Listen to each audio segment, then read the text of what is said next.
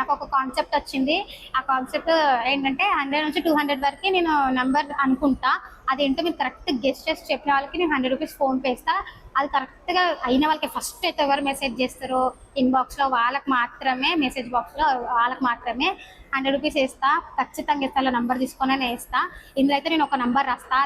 Correct గా ఎవరు guest చేస్తారో వాళ్ళకి మాత్రమే, ఫస్ట్ ఎవరు రిప్లై చేస్తారో ఎవరు ఫాలో చేస్తారో వాళ్ళకి మాత్రమే 100 రూపీస్ ఫోన్ పే. ఆ నంబర్ తెలిపి నాకు కనుక్కొని మరి నేను వేస్తా అని చెప్పు. పక్కా వేస్తా 100 రూపీస్. ఇదే పేపర్ గుర్తుపెట్టుకొని నేను లైవ్ లో కూడా ఇదే ఓపెన్ చేసి ఎవరైతే కరెక్ట్ చెప్తారో వాళ్ళకి ఇదే ఓపెన్ చేసి చూపిస్తా. 100 నుంచి 200 వరకు నేను ఒకటి అనుకుంటా మనసులో నంబర్. ఆ నంబర్ మాత్రం కరెక్ట్ చెప్తేనే, ఆ నంబర్ కరెక్ట్ అయితే ఇంట్లో కూడా ఉంటది కదా, అదే నంబర్ మీకు చూపిస్తా. లేదు, ఇంకా రాయాలి ఇప్పుడు.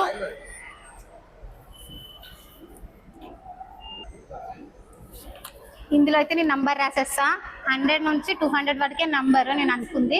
అందులో నేను ఒక్కటే అనుకున్నా. మీరు ఎవరైతే కరెక్ట్ గెస్ట్ చేసి చెప్తారో వాళ్ళకి మాత్రమే 100 రూపీస్ ఫోన్ పే ఇస్తా. ఖచ్చితంగా నమ్మండి.